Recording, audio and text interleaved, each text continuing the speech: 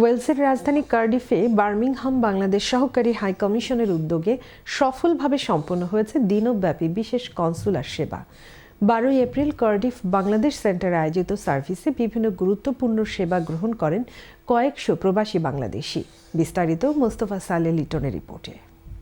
বার্মিংহামস্থ বাংলাদেশ হাইকমিশনের উদ্যোগে ওয়েলসের রাজধানী কার্ডিফে 12 এপ্রিল সফলভাবে অনুষ্ঠিত হয়েছে কনসুলার সার্ভিস।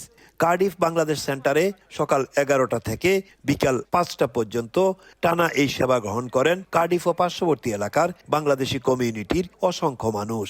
স্থানীয় প্রবাসীরা নতুন পাসপোর্ট তৈরি, পুরাতন পাসপোর্ট নবায়ন, no visa required, power of attorney সহ বিভিন্ন গুরুত্বপূর্ণ সেবা দ্রুততার সঙ্গে সম্পন্ন করতে সক্ষম হন। বার্মিংহাম হাইকমিশনের সহকারী হাইকমিশনার সুজন দেবনাথের সার্বিক তত্ত্বাবধানে এই কার্যক্রম পরিচালিত হয়।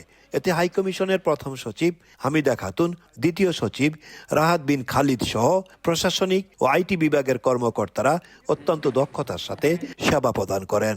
সেবা প্রদানের সময় সহকারী হাইকমিশনার কার্ডিফের বাংলাদেশি কমিউনিটিকে ধন্যবাদ জানিয়ে বলেন, আপনাদের এরপরেও যতটুকু টেকনিক্যাল সমস্যা বিভিন্ন সময় আসে পাসপোর্টের ক্ষেত্রে, সেগুলো আমরা সমাধানের চেষ্টা করব। আরও যদি কোনো পরামর্শ থাকে, আমার দুয়ার আপনাদের জন্য সব সময় খোলা আছে। এছাড়াও উপস্থিত কমিউনিটির সঙ্গে মত বিনিময় করে তিনি বলেন, প্রবাসীরা দেশে বিনিয়োগ করলে সরকারের পক্ষ থেকে সর্বাত্মক সহযোগিতা প্রদান করা হবে। দেশের যে স্বার্থ সেটিকে যুক্তরাজ্যে আমরা কিভাবে তুলে ধরব, কিভাবে আমরা কার্ডিফ প্রবাসী ভাই বোনদের সাথে নিয়ে আমাদের দেশের ব্যবসা বাণিজ্য সহ যত প্রকল্প আছে সেখানে সঠিকভাবে কার্যকরভাবে অংশগ্রহণ করব। সময় উপস্থিত ছিলেন কাউন্সিলর আলী আহমদ, কাউন্সিলর সালে আহমদ, সিরাজ আলী, আনামিয়া ও আব্দুল কাদির সহ অন্যান্য নেতৃবৃন্দ। বার্মিংহামস্থ নতুন সহকারী হাইকমিশনার সুজন দেবনাথকে ফুল দিয়ে বরণ করেন বাংলাদেশ অ্যাসোসিয়েশনের নেতৃবৃন্দ।